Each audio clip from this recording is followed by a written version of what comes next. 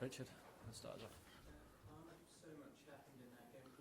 How do you sum it up and sort of all your emotions? No, if you have half an hour. But the main emotion, I think, should be how impressive and powerful the tribute for Jota was. So the banner that the cops showed, the way "You Never Walk Alone" was sung, the way they sung, I think sung is the is the word for Jota before the game, in the first minute, after 20 minutes, in the end of the game. It was all so impressive and so powerful. And that's, I think, what my main emotion is after the game. And then there was even a game that ended in 4-2, where a lot of things happened. I mean, how do you sort of feel it was dramatic game with Federico Chiesa? His best moment for Liverpool. Yeah. After the fans sung for him so many times during the game already and last season as well. I think it's very nice for him to give them something in return, and that's definitely what he did today. Unbelievable atmosphere in the final minutes. I thought that, of course, winning the league here will always be more special than winning a home game against Bournemouth, but the last 6 or 7 minutes, wow. How impressive that was. So, great game. 3 teams involved in a great game. You ask me why 3. Now, of course, Bournemouth and us playing full gas for 96 minutes or even longer, 99 I think. And the referee that just kept the game going, didn't blow his whistle every single time for every small thing. So it was, I think, a great game to watch. In the end, we won it, so that helps for my emotions. But I think this is what you would like to see. I've said many times last season about the Paris Saint-Germain game, and you can't compare the last 32 game again with a first game of football in the Premier League.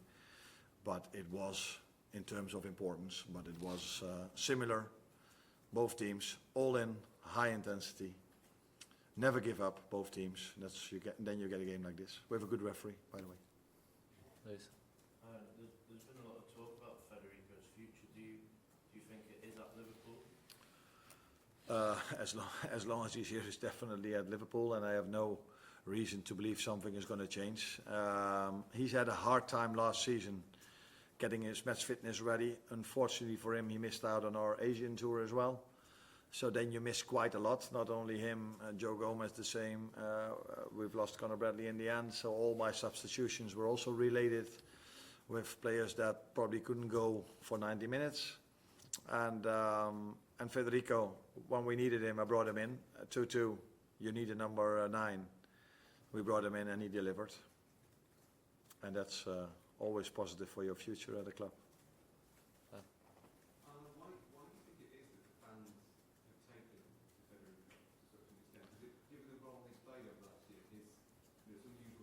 Yeah.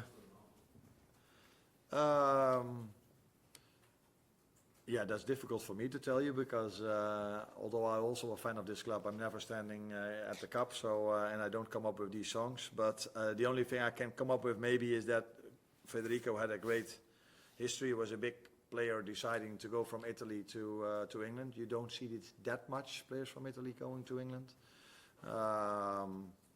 So yeah. I don't know, maybe it's also a nice song to sing. But then I probably don't give him the credit he deserves. So, yeah, I cannot give you the exact answer, but that might have something to do with it. He had a very important goal in England for his national team. Maybe our fans remember that. Chris? Obviously the incident with Semenyo, and you spoke to him at the end of the game. I was just wondering what you said and what you make of what has allegedly happened. No, I think it's under investigation at the police now. The club made a very clear statement about what we feel about this. And unfortunately, but we definitely have to talk about it. It's a good thing you talk about it. It's a good thing that I have to answer this. But after, actually, this day should be about Jogo and about how the tribute was. But we definitely need to address this because it's unacceptable in every football stadium, let alone at Anfield. So yeah, I spoke to him after the game that we will try to do everything to find that person, and I'm not 100% sure, but I think they already found him or not. I think so. I think so. So that's a good thing, and wherever we can help him, we will try to do so. And big credits to him if something happens like this, and you can perform so well in the second half. Then he's not only a great player, because that I can see how fast he is, but he also has he's very strong mentally. If something like that happened, to get such a second half performance, that sums up him as a person and him as a player. But again, unacceptable in football in general, let alone at Anfield. And then just check how Mo is as well, because he seemed to get very emotional at the end. Yeah. Mo Salah. Yeah. Is he okay? Yeah, I think we all. I'm not sure because I didn't ask him, but when I actually didn't want to go in after the game because I found it so special how our fans reacted today and how they kept on singing the end of the game for Jota. And I think the whole tribute, the whole day, the whole game is every time you think you cannot expect more from Liverpool fans, they top this or they overperform. Because again, what a tribute, and I think Mo felt after the game how special that was, and probably he also felt the emotion because we all knew his family is here, his wife is here, his children are here. And for them might be special to hear how much he's loved over here and what the fans had the banner and what they did. But we also feel the emotions of how much grief they still have. And that mixed emotions maybe led to Mo being emotional, and I think I felt the same without being in tears, but I definitely felt the same emotions. Last question here, please. Just the 2 goals the Bournemouth scored, how do you think you can stop those counter-attacks? What did you see that went wrong in those moments? Not a lot. Normally you can complain about our players not sprinting back hard enough, but they did. The only thing we need to do better, but that's in an ideal world, is where do you lose a ball? So the first ball, I think there is something I can say about that. Losing a ball with a trick, if you're 2-0 up, is not necessary. Maybe if you're 1-0 down or you really need a goal, you want to force something, but in that moment, I think it's not the way to lose a ball like Dominic did.